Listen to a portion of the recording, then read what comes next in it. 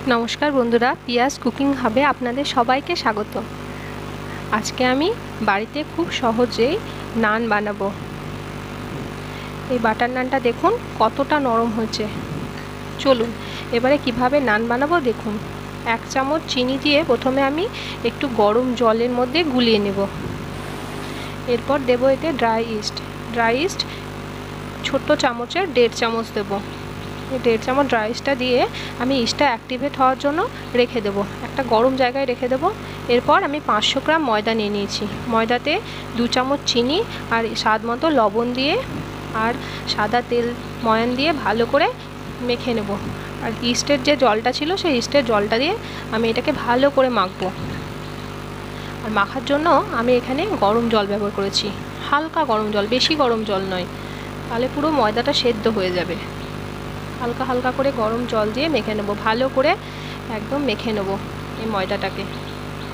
এরপর সাদা তেল ওপর থেকে দিয়ে দেবো আর একটু ভালো করে মেখে নিয়ে ময়দাটাকে আমি রেস্টের জন্য 2-3 ঘন্টার জন্য রেখে দেবো একদম গরম জায়গাতে।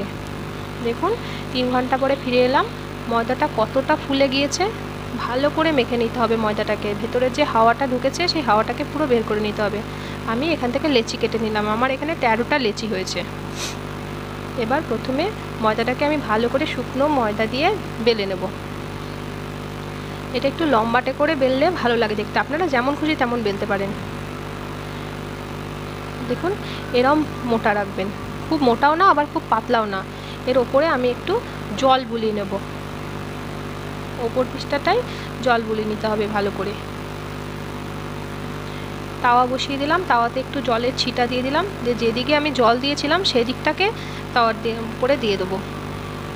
একটু যখন ফুলে উঠবে তখন এটাকে একটা সাঁড়াশি দিয়ে ধরে তাওয়াটাকে গ্যাসের আগুনের দিকে ধরতে হবে। এটা পড়ে যাবে না, জল যেহেতু দেওয়া আছে তার জন্য এটা পড়বে না। হালকা করে সেঁকে নিতে হবে, এর জন্য খুব সুন্দর সেঁকা হবে। এবার একটু বাটার দিয়ে বাটারটাকে পুরো রুটিটার মধ্যে মাখিয়ে নিয়ে আবার উল্টো পৃষ্ঠাটা দিয়ে দেবো। উল্টো পৃষ্ঠায় বাটার দেবো না, একদিকটাতেই বাটার দেওয়া আছে, এই বাটারটাই ঢুকে যাবে পুরোটার মধ্যে। দেখুন কত সুন্দর আমার নানটা তৈরি হয়ে গেল। এবার আমি এটা ভালো করে এপিট ওপিট সেঁকে নিয়ে এটাকে তুলে দেব।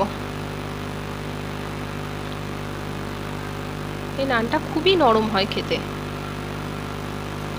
এরপর আর একটা বেলে নেব, একই রকমভাবে হালকা হাতে চেপে চেপে এটাকে বেলে নেব। বেলে নেব, এরপর এতে জল বুলিয়ে দেবো ওপরটাতে, আবার তাওয়ার মধ্যে একটু জলের ছিটা দিয়ে এটাকে দিয়ে দেব। একটু ফুলে উঠলেই গ্যাসটা কিন্তু মিডিয়াম টু লো থাকবে, হাই করবেন না।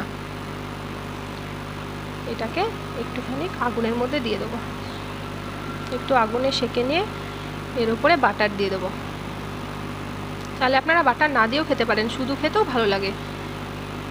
শুধু খেলেও শুধু মুখে খুবই সুন্দর লাগে। বাটার নানটা এতটা টেস্টি হয় যে কি বলবো, একবার বাড়িতে বানিয়ে দেখবেন, খুব টেস্টি হয় খেতে। কতটা নরম হয়েছে দেখতেই পাচ্ছেন। আমার এই বাটার নানের রেসিপিটা যদি আপনাদের ভালো লেগে থাকে তাহলে অবশ্যই লাইক আর সাবস্ক্রাইব করে দেবেন।